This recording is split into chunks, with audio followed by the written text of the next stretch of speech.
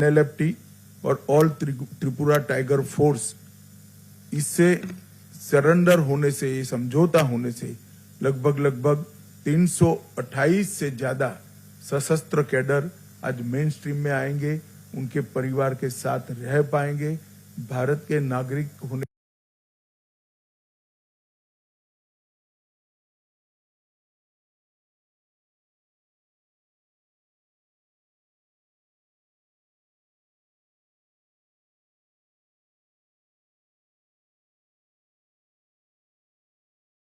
का गौरव भी प्राप्त करेंगे और विकसित त्रिपुरा में अपना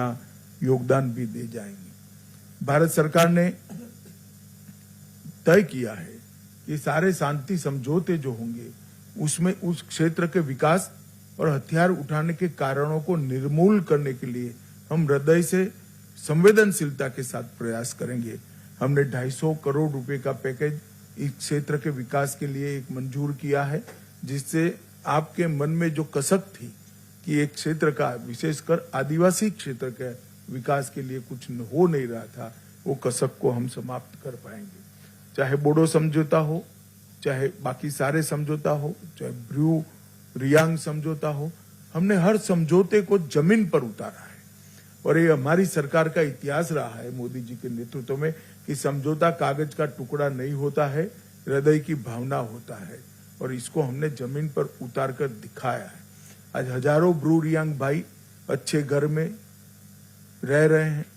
इनके बच्चे स्कूल में पढ़ रहे हैं, अपने अपने धर्म के हिसाब से वो अपना आचरण कर रहे हैं, उनकी रोजगारी की चिंता हो रही है, और भारत सरकार की सारी 300 स्कीमें उनके लिए आज प्राप्त हो गई है, इनकी प्रायोरिटी भी तय की है। और मैं विश्वास दिलाता हूं और त्रिपुरा टाइगर फोर्स और एनएलएफटी के सभी साथियों को कि हम समझौते का फुल स्टॉप कोमा में पालन करेंगे और आपकी सभी अपेक्षाओं को गृह विभाग परिपूर्ति करेंगी। मैं राजा साहब बैठे हैं यहाँ पर, उनका भी बहुत धन्यवाद करना चाहता हूं, क्योंकि त्रिपुरा में जो आदिवासी भाइयों में एक प्रकार से मंदुक था, अनरेस्ट था, उसको दूर करने में उन्होंने भी एक बड़ी भूमिका निभाई है। अब हम सब आगे निकलकर सशक्त त्रिपुरा की दिशा में आगे बढ़ेंगे। मैं आज फिर से कहना चाहता हूं, शुरुआत त्रिपुरा के समझौते से ही हमने करी थी। 2019 में एनएलएफटी एसडी समझौता हुआ, दूसरा समझौता भी त्रिपुरा से ही हुआ, ब्रू रियांग समझौता हुआ, फिर बोडो समझौता हुआ, 21 में कार्बी समझौता हुआ, असम का 22 में आदिवासी शांति समझौता हुआ,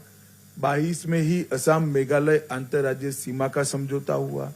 23 में असम अरुणाचल सीमा का समझौता हुआ,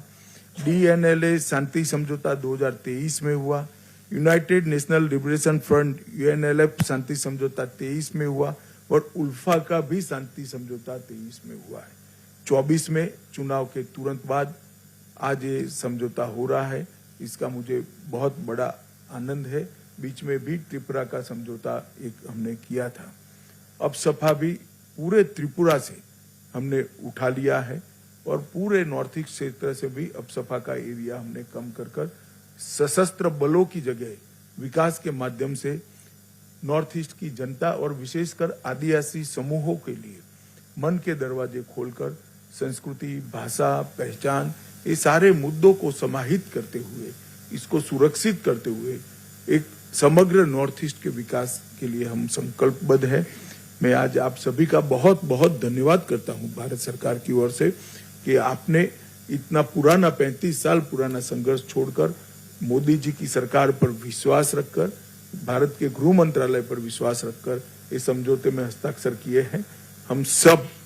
यहाँ जो बैठे हैं, त्रिपुरा सरकार के लोग, त्रिपुरा का नेतृत्व और भारत सरकार विशेषकर गृह मंत्रालय, हम सब आपको भरोसा देना चाहते हैं, इस समझौते को अक्षरशः लेटर और स्पिरिट में हम इसका पालन करेंगे और आपकी सभी अपेक्षाओं पर हम खरे उतरेंगे। फिर से एक बार एनएलएफटी और त्रिपुरा टाइगर फोर्स के सभी पदाधिकारियों का और आपके सभी कैडर्स को मैं बहुत बहुत बधाई देना चाहता हूं और अभिनंदन भी करना चाहता हूं। आपका स्वागत है भारत की मेन स्ट्रीम में आपका स्वागत है। त्रिपुरा के विकास के अभियान में जुड़ने के लिए आपका बहुत बहुत धन्यवाद। माननीय गृह